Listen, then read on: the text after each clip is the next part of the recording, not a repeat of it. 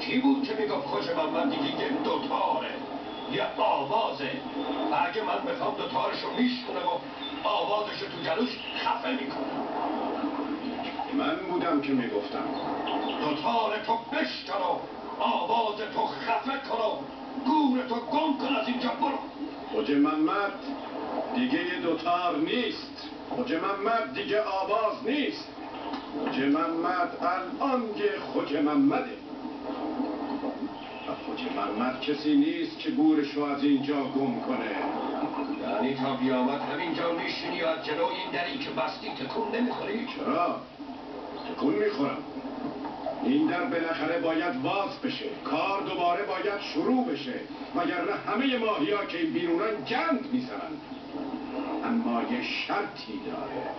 چه شرطی داره خوجه محمد؟ جعفر قلی باید دستگیر بشه و بعد جلوی همه بگه به دستور کی بود که در سردخونه رو من بست و بعد جعفر قلی و اون کس هر دو قصاص بشن. تا در سردخونه وا نشه، تا کار از سر گرفته نشه، شرط تو عملی نمیشه. تا شرط عملی نشه کار نمیشه. این حرف آخرت خوجه؟ حرف اول و آخرته. میدونی که دست به چه کاری زدی؟ میدونم که دست به چه کاری زدم. یادت من کی هستم؟ اون وقتا رو یادته؟ اون وقتا از ما تو دو طرف جاده واسه یادگاری ستونای گچی می ساختیم. آره شما رو یادم.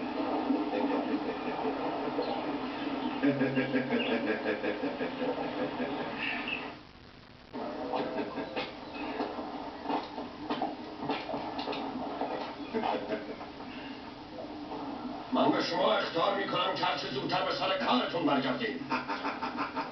در غیر این صورت با شما چنان معامله‌ای میکنم که هیچ وقت یادتون نره.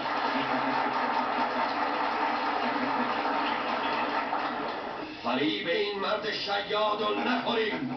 فریب این مرد که سابقه اخلاقگری داشته نخوریم.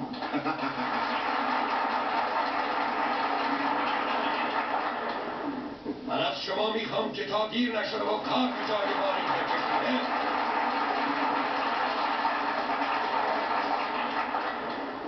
به عاقبت کار فکر کنیم.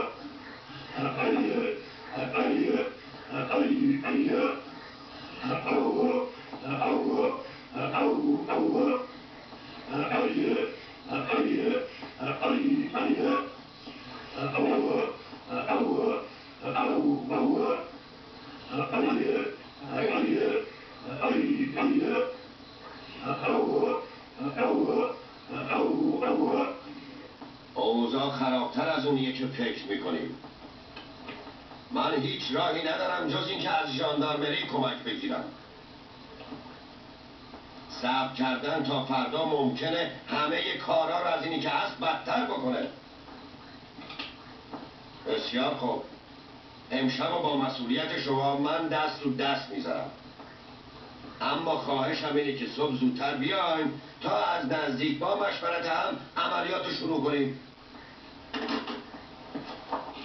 چی شد قربان؟ چی گفتن؟ هیچ کاری نکنیم و امشب همه رو به حال خودشون بسید. این خطرناکه.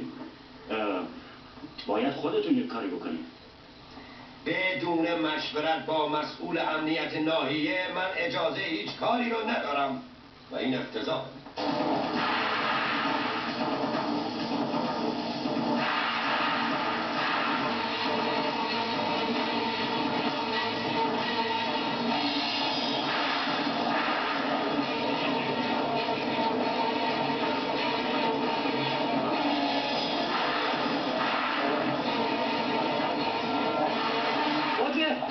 خوجه از بندر مزدور آوردن، کارگرای روزمزد. فکر کنم میخوام اونا رو جای ما بذارن. که همه دنیا رو بیارن تا اینا ما از جامون تکون نمیخوریم. میخوریم؟ نه!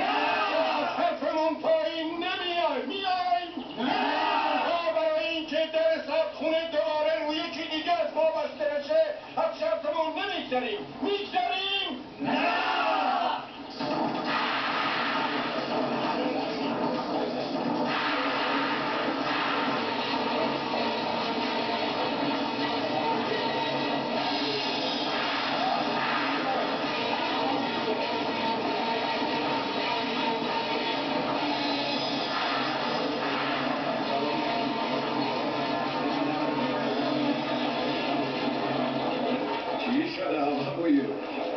چرا توپ و تانک آوردی؟ توپ و تانک کدومه؟ این آقایون واسه این که اموال دولتی از میونره به جای شما کار انجام میدن تا جعفرقلی و اونی که دستور بهش داده بوده دستگیر بشن و همونطور که تو خواسته بودی قصاص بشن. خب دیگه حرفی هم داری؟